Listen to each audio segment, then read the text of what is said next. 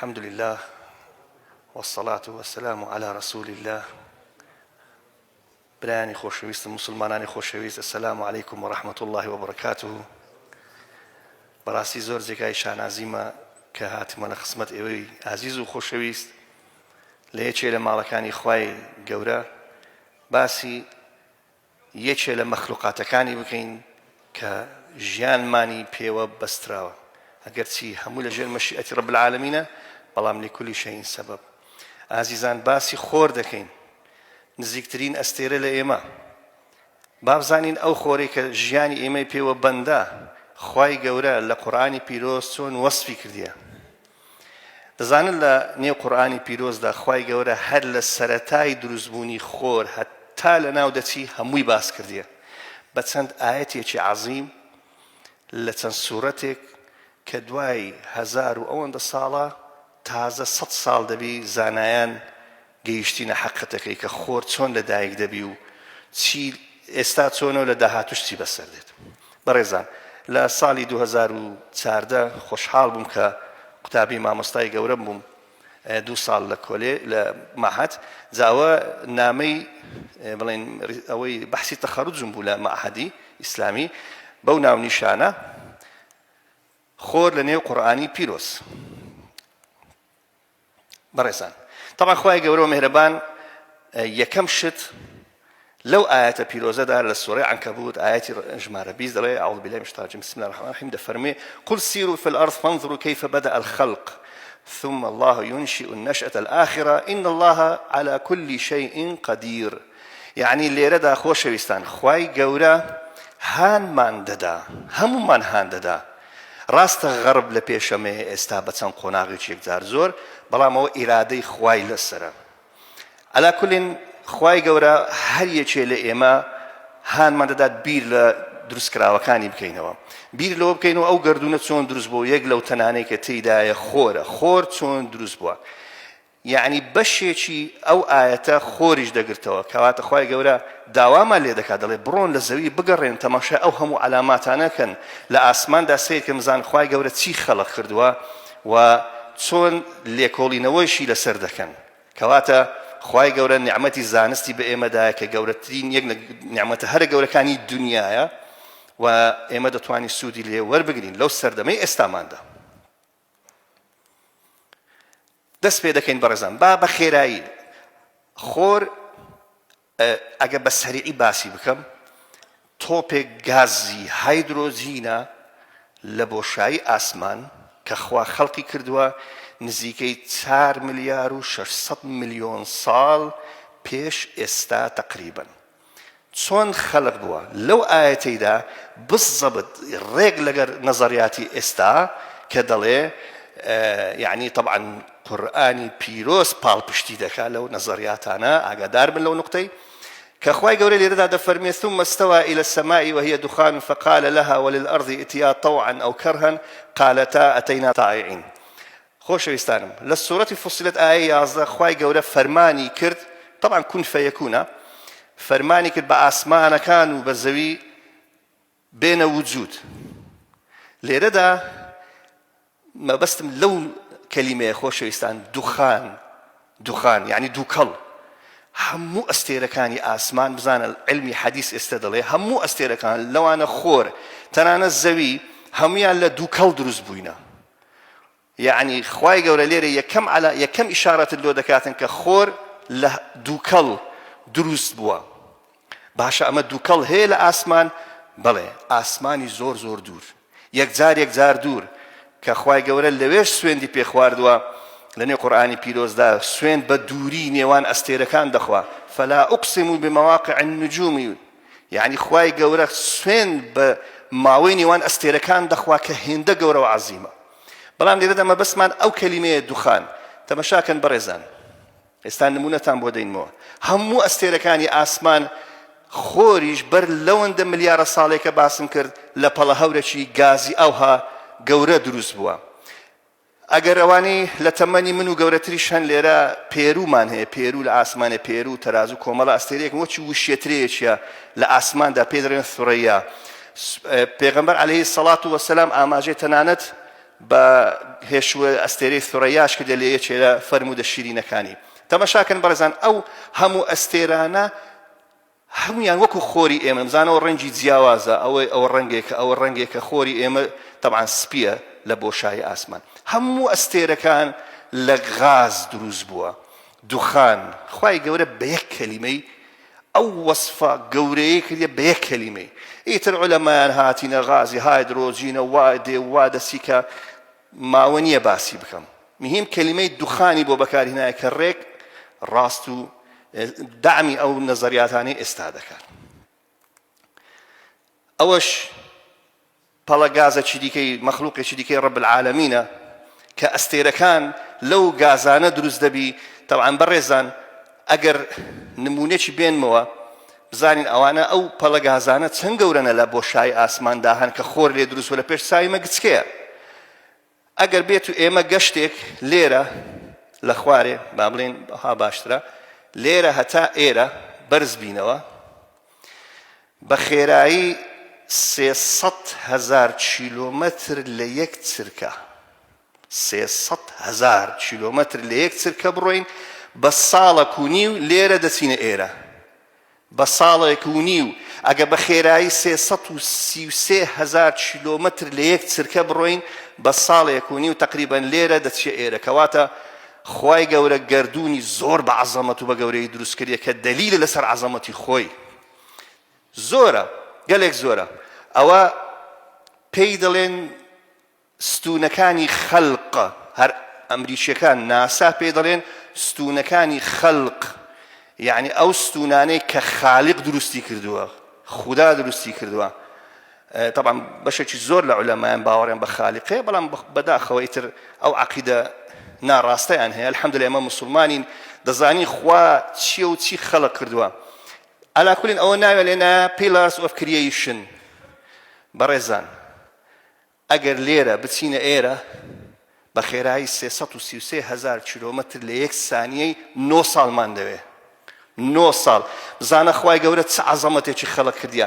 لەسەرێ ئەوانە ئەستێرەی تازەوا لەدایک دەبن، هەمووی نێزیک لە یەک. خۆری ئێمە وەخت خۆی خوای گەورە مەشیئەتی وا بۆ لە یەک پەڵە گاز یەک ئەستێرەی لێ دروست بوو. ئەجینا پەڵە گازمان هەیە 10,000 ئەستێرەی لێ دروست دەبی. نمونەمان زۆرە، ئەوە هەر یەکێکی دیکەیە، ئەوە یەکێکی دیکەیە. ئەوانە تەماشای بەڕێزان خوای گەورە چی خەڵق کردووە. ئەوانە هەمووی شوێنگەی لە دایک بوونی ئەستێرەکانە. خۆری ئێمەش کاتی خۆی لە پەڵە گازێکی ئاوها لە دوخان خەڵق بووە کە وای فەرمووە ڕەب العالەمین. ئەوە هەمووی ئەستێرنە و تازە وا لە دایک دەبن. باشە، لێرەدا خۆر چۆن دروست بوو؟ لێرە دیسان خوای گەورە تەفسیلێکی کەی دەداتێ کە زەوی لە خۆر جیا دەبیتەوە لە دوا ڕۆژ کە تازە خەڵقی دەکرد. دەرێ خوای گەورە دەفەرمی لە سوورەتی ئەنبیا ئاەتی 30: أولم ير الذين كفروا أن السماوات والأرض كانتا رتقا ففتقناهما وجعلنا من الماء كل شيء حي أفلا يؤمنون. طبعا لنا برزا ملاحظة بك دري أولم ير الذين كفروا خراستا خواهي قولة تحداي كافران ببروان دكا بوهمو دليل عظيماني كهيا بلام لولي رباسي كافر كاني كرديا چونکە دەزانی خوای رب العالمین لە ئەزەلەوە دەزانی بەشێکی زۆری عولەمای فەلەک و فەزا و گەردون لە دوا ڕۆژ لە ئاخری زەمان هەمویان لە کافرەکان دەردەچن بەداخەوە. تەحەدایان دەکات دەڵێ ئەی کافرەکان، ئەی عالیمە کافرەکان، ئەی عالیمە بێدینەکان کە باوەڕتان بە ئیسلام نییە، ئەم گۆ نەتان دیتە کاتی خۆی ئاسمان و زەوی یەک پارچە بۆ پاشان لێکمان جیا کردینەوە. کەواتە لێرەدا خوای گەورە باس لە جیابوونەوەی زەوی لە خۆر دەکات. ئاسمانەکان طبعا لێرەدا بەڕێزان ئاسمان لە سمووەوە هاتووە. کاتی خۆی کە زەوی لە خۆر دروست دەبی لە ئەنجامی سوڕانەوەی ئەو پەڵە هەولە لە ناوەڕاستی خۆر دروست دەبی. وەکو بێ ئێمە خانیەک دروست دەکەین، پاشماوەی خانیەکەی مەسەڵەن هەندێک شتیتکەی پێ دروست دەکەی بزەبت بیدایەتی خۆر دروست بوو خانیە گەورەکە، پاشماوەی مەوادەکەی کە مایتەوە چگل و خۆرەکەی ئیستیفادەی لێ دەکەین، ئەوە هەسارەکان بۆ زەوی و ئۆتارد و ئەو هەسارانە، یعنی پاشماوەی خۆر هەسارەکان دروست بکەواتە لێرەدا تەمەشا دەکەین خۆر جیابەوە زەوی جیابەوە لە یەکتری.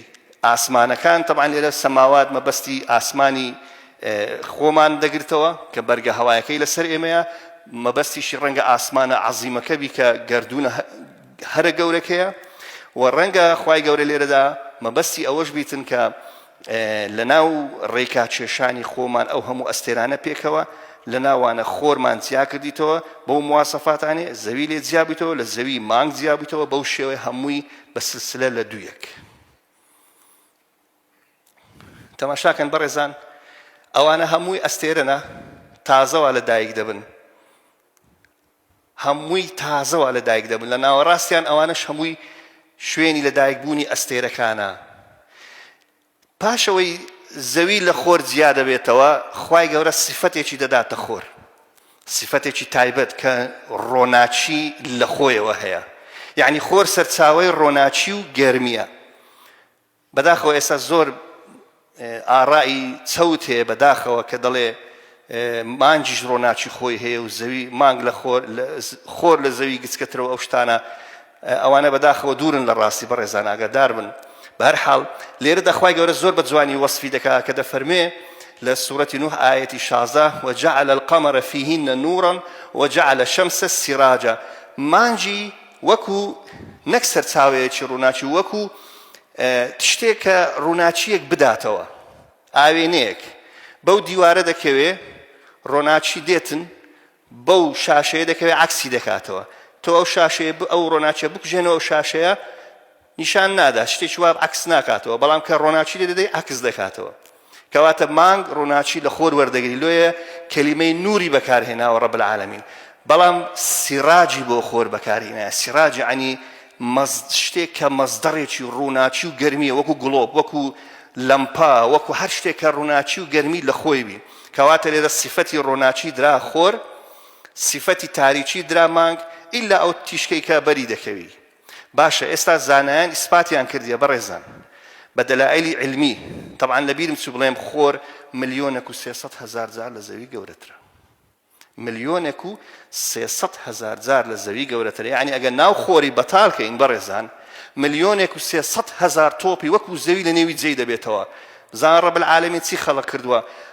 دلیل لەسەر ئەوانە چی؟ ئەو قسانەی کە دەکرێ ئاەتێکی دیکەی ڕەب العالەمین کە پاڵ پشتی دەکات لە علمی حەدیث بە شێوەیەکی زۆر عەزیم. لخلق السماوات والأرض أكبر من خلق الناس ولكن أكثر الناس لا يعلمون. أو دروس كراواني كلا آسمان دا هي زور قورتن زور بتوانا وهيزيشي قورتر خلق بوا بلان بشا هر الزوري خلق ئاگادارنیە شتێکی ئاساییەچکە دەبێت بخوێنی هەتا بزانی. ئازیزان لە دەلائیل عەزیمەکانی ڕەب العالەمین کە خەڵقی کردیە خۆر لە یەک سانیەی 700 ملیۆن تەن هایدرۆجین دەسوتێنی. 700 ملیۆن تەن هایدرۆجین خۆر دەیسوتێنی بە وەکو وزەی ناوەچی. ئێمە تاقەی نەوەویمان بیستیەوە نییە کوورەی تاقەی هێزی ناوەچی کە بەداخەوە موشەی پێ دروست دەکرێت تاقەی کارەباشمان دەداتێ وزەی ناوەچی کە دوو گەردی لە پێک دەکەوی لە نێو کوورەیەکی زۆر معقەد وزە دێتە دەرێ. بە هەمان شێوە بەڕێزان خۆر لە یەک سانیەیدا 700 ملیۆن تەن هایدرۆجین گەردیلەکان پێکدا دەدا وزە لێ دەردەچی لە ناو جەرگەی طبعاً لە ناو قەلبی ڕۆژی وزەی گەرمی و ڕۆناچی لێوە دەردەچێ. 4 ملیار و 600 ملیۆن ساڵ خۆر ئەو هەوا ئیش دەکا. بزانە خەزائینی ڕەب العالەمین چییە؟ طبعاً خۆر بالمناسبە بەڕێزان ئەستێرەی گچکەیە لە چاو هەندە ئەستێرەمان هەیە. ئەگەر خۆر تیرەی مەترێک بی تۆپێکی ئەوەندە 1 مەتر ئەو تیرەی 40 کیلۆمەترە. ئێرە و شەقڵاوەی تۆپێک بینە ئەوەندە 40 کیلۆمەتر. هەمووی ئەوانە خۆشەویستم ئەوانەی کە ئینکاریشی دەکەن بەداخەوە نازان هەمووی دەلائیلە لەسەر عەزەمەتی ڕەب العالەمین. بەڵام لۆ نایبینی لە ئاسمانێ لەبەرەوەی زۆر لێمان دوورە دیسان دەینەوە سەر ئەو قەسەمە عەزیمەی کە خوای گەورە دەفەرمێ فەلا ئوقسیم بمەواقع النجوم وإنه لقسم لو تعلمون عظیم. ئەدی ئەگەر ئەو دوورێ لە نێوان ئەو هەموو ئەستێرانە نەبا لە ئاسمان پڕ تۆپ دەبوو پڕ ئەستێرەی گەورە دەبوو. بەڵام خوای گەورە مەشیئەتی وایە ئێمە پێویستمان بە یەک ئەستێرەیە محەتەکە لەسەر زەوی چەند ساڵێک دەژین پاشان دەچینەوە بەر دەستی ئەو خاڵقە عەزیمە. ئاینەن مانگ ئەوە بەڕاستیە بەڕێزان ئەوە خۆرگیرانە لە فەزا تەسویرکرایە مانگە دەستکردەکان تەماشاکە مانگ هیچ ڕۆناچێکی نییە ئەگە مانگ ڕۆناچی هەبا ئەویش گەشت دەبوو ئەدی باشە ئەمە گەر مانگ ڕۆناچی هەبا بەڕێزان تخوا و پرسیارە ئەگە مانگ ڕۆناچی لە خۆی بامە کەینە هیلالمان دەدیت کەینە دەمانتانی هیلال و نیوە و چوو ئەوانە تەحدیدکەین کاکە وەڵا نە هیلالمان پێ دەدیتەنە نە سەرەتای مانگە قەمەڕیەکان و عەرەبی نە ڕەمەزانمان پێ تەحدید دەکراوە نییە بەڵام ئەوەندەی خۆر ها ڕۆناچیەکەی پێ دەکەوی ئەوەندەی ڕۆناک دەکاتەوە حەسەب گۆشەی خولانەوە تا دەبتە چاردە و وردە وردە کەم دەبێتەوە باش الشمس والقمر بحسبان خوای گەورە هەمووی بە دیقەت خەڵق کردیە بەڕێزان خۆر بە دیقەت خەڵق کردیە لە خەتی خۆی دەڕوا دەرناچی عمرت ئەوەندەیە ئەوەندە وزەی دەردەسوێنی هەتا ئەو وەختەی بۆتم تەحدید کردیە بۆ نمونە تەماشاکەن ئێستا کە ئەمە سرعەتمان 230 کیلۆمەتر لە یەک سانیە هەست بە خۆشمان ناکەین خۆر کە دەڕوا لەناو فەزا لەگەر ئەستێرەکانی دیوەچی ئۆتۆبان خێرایی 230 کیلۆمەتر لە یەک سانیەی ئێمە هەستیشی پێ ناکەین خێرایی خولانەوەی زەوی بە دەوری خۆر خێراییەکەی چەندە 29.78 کیلۆمەترە لە یەک چرکە یعنی تو حساب ئەمە بە خێرایی 30 کیلۆمەتر لە یەک چرکە زەوی لە دەوری خۆر دەڕوا ئەوەش هەست پێ ناکەین و خێرایی خولانەوەی مانگ بە دەوری زەوی 1 کیلۆمەتر و 22 متر لە یەک سانیەیە مانگیش بەڕێزان زۆر لە سەرخۆ دەسوڕێتەوە بە دەوری خۆی لۆ ئێمە دائیمەن یەک ڕووی دەبینین ئەگە خێراتر سوڕاباوە لە خلالی مانگەکەی ئەو سی ڕۆژەی هەموو ڕووەکانی مانگمان دەدیت الشمس والقمر بحسبان ڕێک هەمووی حساباتی بۆ کراوە إلى أجل مسمى تەماشاکەن بەڕێزان ئەوە قیاسی طبیعی خۆر ئەگەر برایانی ئازیز ببینن ئەوە هەسارەی مشتری گەورەترین هەسارەکانی سیستەمی خۆ ئەوە زەویە زەوی بەرامبەر بە خۆر ئەوە قیاسیتی ئێستا دەگەینە مەراحلی کۆتایی ئەو ئاەتە ئەهوالی یۆم القیامەمان پێی نیشان دەدا لە سوورەتی القیامە ئاەتی نۆخوای گەورە دەفەرمێ وجمع الشمس والقمر خۆر و مانگ گەیشتنە یەک لە یەکتر نزیک بوونەوە هەندێک مفەسرینی کۆڵ ڕەحمەتی خوای لێبێ تەمەعاً زانست لە پێشکەوتوودا نەبوو دەڵێن ئەوە باسی خۆرگیران دەکا یان مانگگیران دەکا کە لێک نزیک دەبنەوە خوای گەورە مەبەستی ئەوە نییە با بزانین خوای گەورە مەبەستی چییە ئازیزان خۆر لە کۆتایی تەمەنیدا کێشەی بۆ دروست دەبی ئەو هایدرۆزینێکە دەسوستێنی هیلیۆم دەنیشی هیلیۆم مادەی قورسە زەخت لەسەر دڵی دروست دەکا زەختی لێ دەکا پلەی گەرمی بەرز دەبێتەوە ناو کوورەکەی هەر گەرم دەبی قەبارەی گەورە دەبی خۆر زەخم دەبی زۆر گەورە دەبی تا دەگاتە قۆناغێک پێ دەڵێن نەفرەنجای سوور بە ملیۆنەها ئەستێرەوەها ئێستا لە ئاسمان وێنەی گیراوە وجمع الشمس والقمر با بزانین خوای گەورە بزانە بە سێ وشە باسی گەورەترین نەزەریە نیە وەکو نەزەریە حەقیقەتی پێ دەڵێن عمری ئەستێرەکان شریتە لەو سەری لەوە سەری ئەوە ئاخیرەکەیتی لە داهاتوو الله أعلم طبعا ئەوە علم دەڵێ خۆر قەبارەی ئەو های لێ دێ بەو شێوەیە ئەوە ئێستا لە مەرحەلەیەک لە مەرحەلەکان دوای الله أعلم طبعا ملیارێک ساڵ ئەوە پێشبینی عولەمایانە خۆر قەبارەی ئەو های لێ دێ بەڵام هێشتا گەورەتر دەبی لە کۆتاییدا پێشەوەی خۆر بتەقێتەوە قەبارەی تەمەشاکەن بەڕێزان خۆری ئێستامان ئەوەندەیە ئێستا خۆری ئێستامان ئەو نوقتەیە ئەگە ببینن خۆری داهاتوو ئەو های لێ دێ گەورە دەبی تیرەی خۆر ئێستا 1,390,000 کیلۆمەترە تیرەی خۆر لەو کاتی دەبێتە 1,200,000,000 کیلۆمەتر ئەوەندە گەورە دەبی جمع الشمس والقمر خۆر ڕووەکەی ئەوەندە لە زەوی و لە ماگنێسیک دەبتەوە تا ئەوانی کە ئەو کاتی ئەگەر مرۆڤ لەسەر زەوی مابن دەڵێن ئەی خوایە ئەوە چییە مانگ و خۆر وا هێندە لێک نێزیک بوونە وەختە پێک بکەون لۆ لەبەرەوەی خۆر قەبارەی زۆر گەورە دەبێت ئینشاءالله کافرەکان ئەو دیمەنە دەبینن ئەمە نایبینن ئینشاءالله کارەساتێکی زۆر گەورەیە طبعا زۆر ئەستێرەوامان هەیە لە سەقراغی مردنێنە لە سەقراغی تەقینەوەی ئارکتیۆرۆس طبعاً ئەستێرەکانی ئاسمان هەموو ناویان هەیە لە نێو مۆبایل بە ئاپ و ئەوانە هەیە و لە خەریتە و لە ئینتەرنێت و هەموو ناوی خۆی هەیە ئەوە یەک لەو ئەستێرانەیە لەسەر مردنەیە ئەوەیان ئەلدبران ئەو ئەستێرەیە لەسەر مردنەیە لەسەر تەقینەوەیە نمونە گەلێک زۆرە ئاەتێک هەیە ئەوە یعنی هەندێک تەفسیری بۆ کراوە دەڵێ باسی ئەو حاڵەتە دەکە کە خۆر دەتەقتەوە و پارچە پارچە دەبێت لە ئاسماندا وەکو غوبار و دووکەڵ بەرەو زەوی دێت خوای گەورە لێرەدا دەفەرمێ لە سوورەتی الدخان ئاەتی 19 فارتقب يوم تأتي السماء بدخان مبين يغشى الناس هذا عذاب أليم يعني أو كاتي مروف لسر زوي مايا كاتك خور الله أعلم ديسان ديلموا طبقي دري دتقتوا أو غاز و تۆز و خۆڵ و دووکەڵی هەموو بەرەو زەوی دێ خەڵک لە ئاسمان ئەو شتە دەبینن کە بەرەو ڕویان دێ دەزانن کە ئەوە عەزابێکی گەورەی ڕەب العالەمینە نەز ئەوە چکە شێ تەفسیرێک کە شێ خۆشەویستانم دەڵێن ڕەنگە بورکانێکی زۆر گەورەی لەسەر زەوی بتەقێتەوە دووکەڵەکەی لەسەر زەوی بڵاو بیتەوە هەردووچی ڕێی دەستێ والله تبارك وتعالى أعلم بەڵام ئەوە ئەمنیش تەئیدی ئەوەی دەکەم چکە لە بەحسەکەم وا بڵاوم کردیتەوە کە خوای گەورە ئەو طبقەی خارجی خۆر کە دەتەقتەوە بەرەو زەوی دێتن ئیتر خلاص کۆتایی بە زەویش دێتن ئەو ئەستێرانە کە تەقینەتەوە بەڕێزان تەمەشای ناوەڕاستەکەی ئەو زۆر مهمە ئاگاتان لەو نوقتەیە بی ئێستا پێتان دەڵێم ئەوە چییە ئەو ئەستێرانە کاتی خۆی وەکو خۆر بووینە بەڵام ئێستا ئەوانە تەقینەتەوە پارچە پارچە بووینە ئەها لە ناوەڕاستەکەی دائیمەن ئەستێرەیەکی گچکە هەیە نییە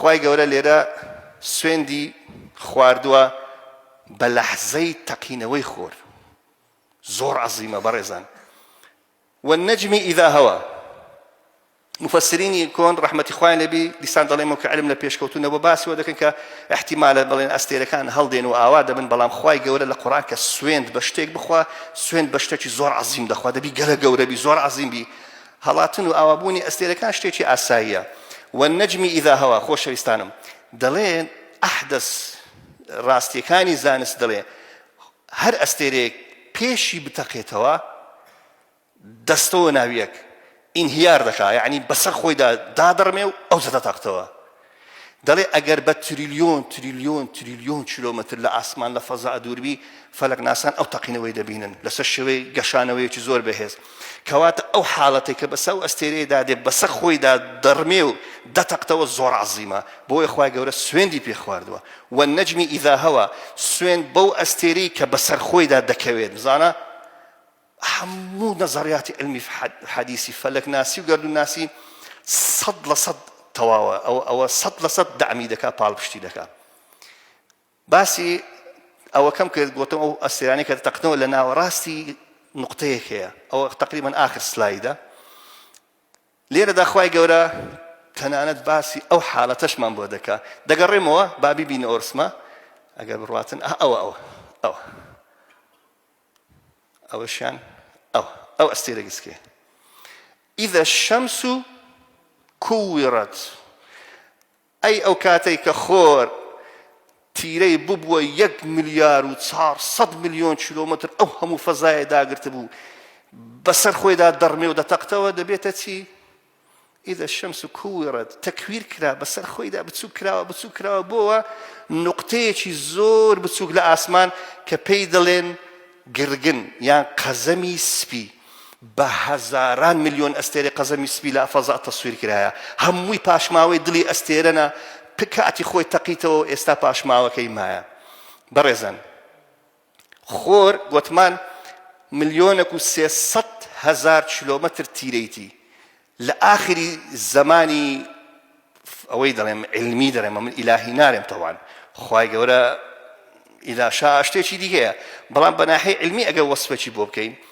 تەمەشا دەکەین ئەو خۆرەی کە ئێستا 1,300,000 کیلۆمەترە دوایە دەبێتە 1 ملیار و 400 و 500 ملیۆن کیلۆمەتر ئاخری دەبێتە 12,000 کیلۆمەتر هەندی عەردی لێ دێتن ناو جەرگەی خۆر ئەویت کە هەموو پارچە پارچە دەبی و پەرش و بڵاو دەبتەوە کەواتە خۆر چی لێ دێ کوورت دەکوژێتەوە خۆر کە نما بەڵام زەوی مایە لێرەدا ڕەب العالەمین یەک ئاەت هەیە کۆتایی پێدێنم کە لێرە نییە بەداخەوە وأشرقت الأرض خلاص كجايتو خور نمايا خواي قولوا نوري إلهي خوي نشر ذكا تا حشر حساب دست بيبكاتن كواتا آخر مرحلة خورة لف درايتو قتسكا كرايتو توبتشي قتسكا أو ده هندي زوي بيشتري مليونك وسي صد مليار اكزار لزوي قولة تربو بلا ما آخركي دبيتو نقطيتشي زور بتسوك.